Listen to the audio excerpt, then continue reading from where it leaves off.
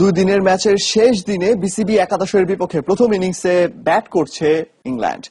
শেষ খবর পর্যন্ত তাদের সংগ্রহ বিনা উইকেটে 107 রান। প্রথম দিনের বিনা উইকেটে 2 রান নিয়ে দ্বিতীয় দিনের খেলা শুরু করে সফরকারী ইংল্যান্ডের দুই ওপেনার হাসিব হামিদ ও বেন ডাকেট ব্যক্তিগত 60 রান করে দলের অন্য ব্যাটসম্যানদের ব্যাটিং অনুশীলনের সুযোগ করে দিতে ক্রিজ ছাড়েন বেন ডাকেট।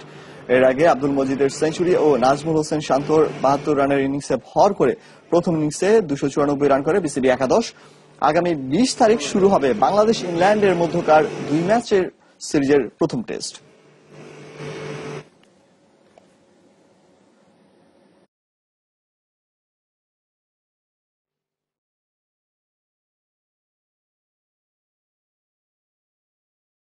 দর্শক, কিছুক্ষণ আগে যেমনটা জানাচ্ছিলাম যে চট্টগ্রামে চলছে বিসিবি একাদশ আর ইংল্যান্ড দলের মধ্যকার প্রস্তুতি ম্যাচ। সেখানে এই সিরিজটি কভার করতে চট্টগ্রাম ম্যাচের সহকর্মী সালাউদ্দিন সুমন, আমরা সরাসরি যোগ দিচ্ছি তার সাথে।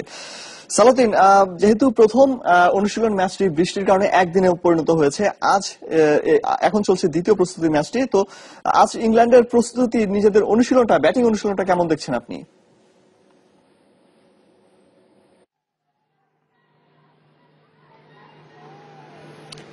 শুরু থেকে কিন্তু আমরা প্রথম ইনিংসেও কিন্তু দেখেছিলাম যে প্রথম প্রস্তুতি ম্যাচে দেখেছিলাম যে চমৎকার ব্যাটিং অনুশীলন করেছে সফরকারী ইংল্যান্ড, এবং একই সাথে গতকাল এই দ্বিতীয় প্রস্তুতি ম্যাচে তারা কিন্তু বোলিংটা ভালো করেছে, এবং আজকে তারা কিন্তু যেই ব্যাটিং করছে তাতে কিন্তু বোঝা যাচ্ছে যে সাবলীল ভাবে যে ব্যাটিং, সেই ব্যাটিং এ কিন্তু বাংলাদেশের বোলাররা খুব একটা সুবিধা করতে পারছে না। তারা উইকেটে থাকতে যতক্ষণ চাচ্ছেন সেইভাবে কিন্তু পারছে না। একই সাথে কিন্তু রানটাও তাদের রান তোলার গতিও কিন্তু মোটামুটি ভালো।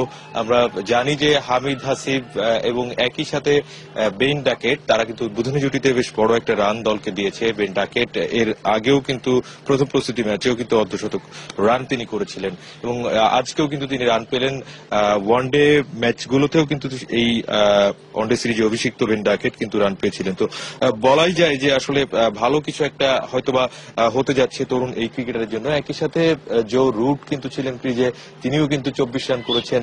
হাসিব হামিদ কিন্তু আছেন, আরেক তরুণ ইংল্যান্ডের। মোটামুটি সবকিছু মিলে আজকেই আসলে ইংল্যান্ডের ব্যাটিং প্রস্তুতির যেই ইটি রয়েছে সেটি কিন্তু আজকেই শেষ করবে তারা।